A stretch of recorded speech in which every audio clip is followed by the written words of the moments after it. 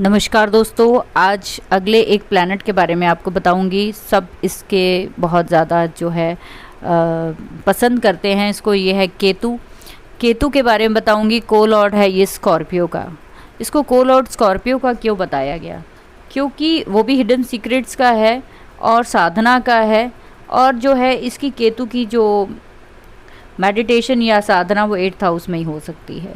बाकी घरों में केतु कंफर्टेबल फील नहीं करता है, इसीलिए इसको यहाँ का को-लॉर्ड बनाया गया है। ये जो प्लैनेट आप जानते हैं, ये इसका सर तो होता नहीं, ये हेडलेस प्लैनेट है, और ये हमेशा जो है वो पैरों को डिनोट करता है। तो आप देखिए कि केतु वाले जो इंसान है, प्रोमिनेंट जिनकी भी कुंडली में केतु होता है, वो लोग चलते फिरते रहते हैं, वो भागे रहते हैं।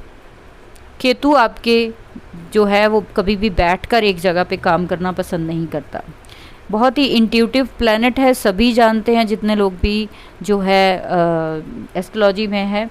केतु जो है सबसे पहले आपको क्या देता है? पहले आपको उस हाउस से रिलेटेड ओवरबर्डन, यानी कि ओवरबर्डन ले लेता है, ऑब्सेशन ले लेता है कि मुझे तो ये सीखना है, मेरे को वो सीखना है, मेरे को ये करना है, मेरे को वो करना है।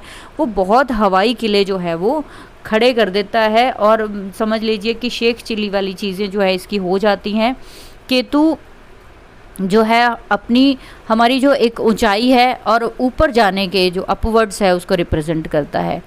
केतु जो है आपकी सोच से बाहर का काम करता है, क्योंकि अपने पास तो उसके पास सोचने के लिए कुछ है नहीं। उसका जो माइंड है राहु, जो उसके ऑपोजिट होता है। तो केतु क्या करता है? हमेशा हवाई किले। ऐसे लोग जब केतु खराब होता है तो बस उनके पास बातें ही होती हैं शेख चिल्ली वाली। उनके पास जो है वो काम करने का प्लान कुछ नहीं होता। इन जहाँ भी केतु है वहाँ पे आप देखिए कि आपकी पास्ट लाइफ से जुड़ी हुई बहुत सारी जो आपकी काबिलियत है, आपकी जो परफेक्शन है, वो आप साथ लेके आए हो। आपका केतु पास्ट लाइफ को हमारी रूट्स है, क्योंकि ये नोक है ना सांप की, एक सांप को ही राहु केतु माना गया है ना। तो ये क्या है? आधा नीचे का हिस्सा तीखा जो है वो सांप है। तो ये कहते हैं कि रूट है, तो जहाँ भी सांप की वो तीखी नोक लग जाएगी वहाँ खड्डा हो जाएगा। तो इसीलिए इसको बोला जाता है ये रूट का प्लैनेट है, हमारा पीछे से आया हुआ संबंध है। केतु आपके नाना को भी रिप्रेजेंट करता है। तो आपके नाना की कंडीशन उस हाउस में बैठे केतु के साथ प्लैनेट्स और जो है उसके साइन से पता चल जाएगा कि वो कैसे आपके उनके हालात रहे हैं। जहाँ पे भी केतु होता है क्या वहाँ पे ये लोग किसी को भी सुनना पसंद नहीं करते, क्योंकि केतु कानों को भी कानों से भी जुड़ा हुआ है। हम लाल किताब में इसको कानों से भी जोड़ते हैं। तो ऐसे लोग केतु खराब वाले बात जल्दी सुनते नहीं हैं किसी की। कान खराब होने का मतलब ये नहीं है कि कान खराब हो गए फिजिकली, जी नहीं। कान खराब होने का मतलब है, केतु खराब होने का मतलब है ऐसा व्यक्ति जल्दी किसी की सलाह नहीं मानेगा। उसको आप जितना मर्जी समझाते रहिए, उसने अपना ही करना है। दूसरा, इसको ये लगता है कि वो जिस हाउस में भी केतु होता है उसको ये लगता है मुझसे ज़्यादा किसी को भी नहीं आता। वो अपने आप को ओवर एम्बिशियस, ओवर जो है ओवर एक्साइटेड और ओवर जो है अपने आप को कॉन्फिडेंस वहाँ पे रखता है। ऐसे में ये लोग क्या करते हैं, केतु वाले जहाँ भी केतु होगा वहाँ पे उस हाउस से रिलेटेड आप बहुत ही ज़्यादा डीप में चले जाते हैं, बहुत ही ज़्यादा इंटेंस फीलिंग में चले जाते हैं। यानी कि बाल की खाल खींचने वाले जो है वो लोग जो है केतु के होते हैं। जिस भी हाउस में केतु होता है वो वहाँ पे आप बहुत क्रिटिकल होते हैं, आपको लोग नहीं समझते हैं आसानी से। केतु अगर आपके 10th हाउस में फॉर एग्जांपल, तो आप अपने प्रोफेशन को लेकर बहुत बारीकी रखते होंगे, बहुत इंटेंस नॉलेज रखते होंगे, इसीलिए आप बाल की खाल खींचते हैं और आप जो है छोटे छोटे कामों से लेकर अपने कोलीग से परेशान होते हैं। तो आपकी वहाँ पे प्रोफेशनल लाइफ डिस्टर्ब हो जाती है। जिस भी हाउस में केतु होता है वहाँ पे वो पर्सन, वो जो केतु है वो अकेला ही रहना पसंद करता है। उसको कुछ दिखता तो है नहीं, उसका हेड तो है नहीं, तो उसके आसपास जब कोई लोग बोलने वाले, शोर शराबे वाले होंगे तो ऐसे लोग अनकंफर्टेबल हो जाते हैं। तो वो जहाँ भी होता है वो अकेला रहना पसंद करता है। जैसे केतु 7th हाउस में है तो वो अकेला ही मस्त रहेगा कि मुझे स्पाउस तंग ना करे, मैं किसी से कोई ज़्यादा फैमिली में बात ना करूं, मतलब वो अपने आप को बिल्कुल आइसोलेट कर लेता है।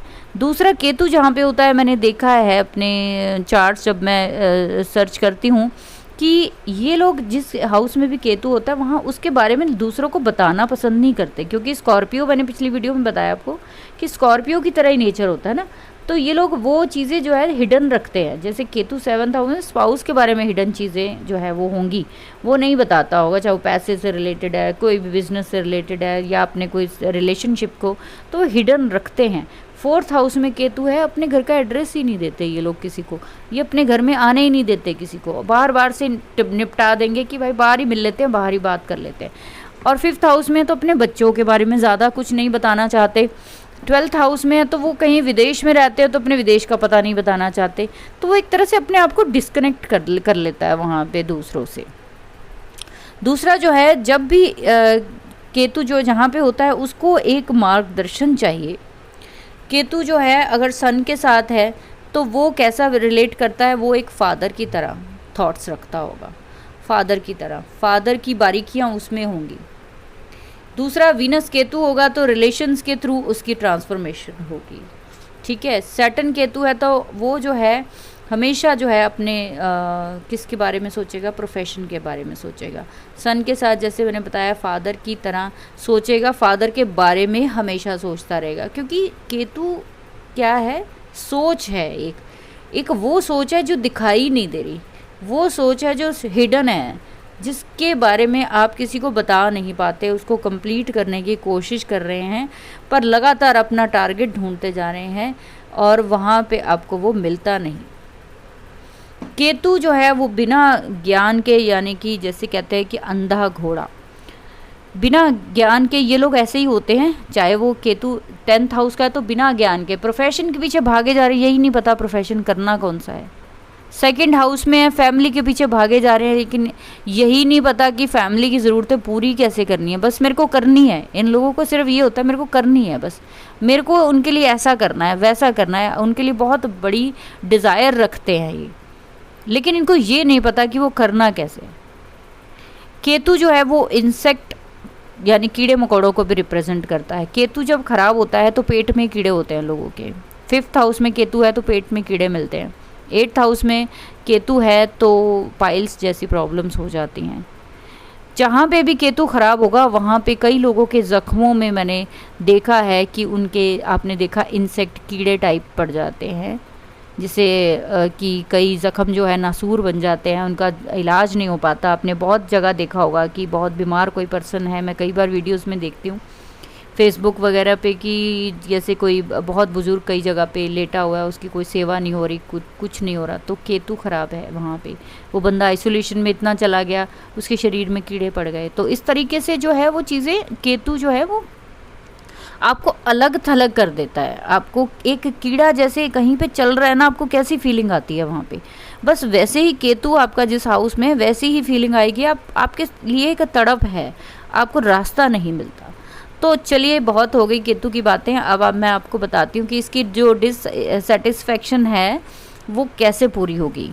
केतु जहाँ भी है आपको सबसे पहले अपने आप को उस जो राशि या उस हाउस से रिलेटेड जो भी जिस हाउस में आपके बैठा है वहाँ पे सरेंडर करना है। सबसे पहले आपको अगर कोई रास्ता नहीं मिल रहा फैमिली की इच्छाएं पूरी करने में, आपको अपनी वाइफ की इच्छा पूरी करनी है लेकिन वो आप नहीं कर पा रहे हो, रिलेशन अच्छा नहीं कर पा रहे, बच्चों के लिए करना है लेकिन उसका रास्ता नहीं मिल पा रहा, बहुत भटकाव है, तो सबसे पहले अपने आप को सरेंडर कीजिए। किसके आगे सरेंडर करना है? अपने गुरु के आगे। गुरु क्या है? गुरु आपका ज्ञान है, गुरु आपकी वो शिक्षा है जिसके लिए आप जन्मों से भटकते हुए यहाँ तक पहुँचे हैं। गुरु को ज़रूरी नहीं है कि आपको फिज़िकली लेना है, कहीं पे अडॉप्ट करना है, जी मुझे गुरु दीक्षा चाहिए, जी नहीं।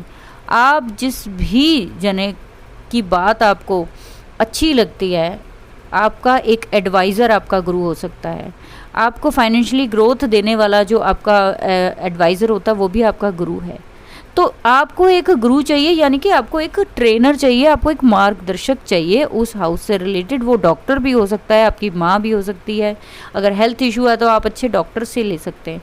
अगर आपको फैमिली से फाइनेंशियली है तो आप फाइनेंशियल एडवाइज़र से ले सकते हैं। तो वो आपके लिए गुरु का काम ही करेगा। फैमिली रिलेशनशिप में प्रॉब्लम है तो आप फैमिली के किसी बड़े को अपने जो प्रॉब्लम बताइए, वो आपकी प्रॉब्लम को सॉर्ट आउट करेगा। तो आपको गुरु का ज्ञान लेना है, यानी उस जगह पे सीखना है कि मेरे में क्या प्रॉब्लम है जो मेरे से ये पर्सन इतना परेशान है। कुंडली आपकी है, आपके ग्रह खराब हैं तो आप दूसरों पे दोष नहीं लगा सकते। आपकी कुंडली में केतु 7th हाउस में है, डिटैचमेंट आपको हो रही है अपने स्पाउस से, तो इसमें स्पाउस का तो कोई दोष नहीं है, आपको ही यहाँ पे मार्गदर्शन चाहिए कि मैं उससे डील कैसे करूँ। आपको डील नहीं करना आ रहा, केतु जहाँ पे है वहाँ पे डीलिंग नहीं आती पर्सन को करनी, तो आपको अपने साथ एक ऐसा पर्सन जो है वो जोड़ना पड़ेगा, उसका ज्ञान जोड़ना पड़ेगा, चाहे वो बुक्स के थ्रू हो, चाहे वो फिजिकली गुरु के थ्रू हो, या किसी भगवान परमात्मा मंदिर गुरुद्वारा कहीं भी आपकी श्रद्धा हो। आप लगातार गुरु की जो शरण में जाएंगे तो केतु हमेशा के लिए भटकना छोड़ देगा, आपको एक पाथ दे देगा चलने के लिए। तो आपको जो हेडलेस आपका है, आपके शरीर है जो केतु के रूप में, आपको शरीर गुरु का चेहरा लगाना है उसके ऊपर, गुरु की जो फिगर लगानी है उसके ऊपर, तो वो आपका कंप्लीट हो जाएगी आपकी जर्नी, और उससे आपको सब चीज़ों में जो है वो हमेशा जो है वो चीज़ों में आपको ठहराव दिखना शुरू हो जाएगा। तो इस तरीके से छोटी सी जानकारी थी, देने की कोशिश की है। अगर आप केतु के बारे में और भी जानना चाहते हैं तो प्लीज़ कमेंट सेक्शन में ज़रूर बताइए, और कैसा लगा वीडियो इस चीज़ के लिए मुझे ज़रूर बताइए कि आपको कौन सा सेक्शन अच्छा नहीं लगा और कौन सी बात आपको सबसे अच्छी लगी है इस वीडियो में, वो ज़रूर बताइए। और ज़्यादा से ज़्यादा प्लीज़ लोगों को शेयर कीजिए ताकि जो है मिथ्स है कई चीज़ों को लेकर वो क्लियर हो। Thank you very much.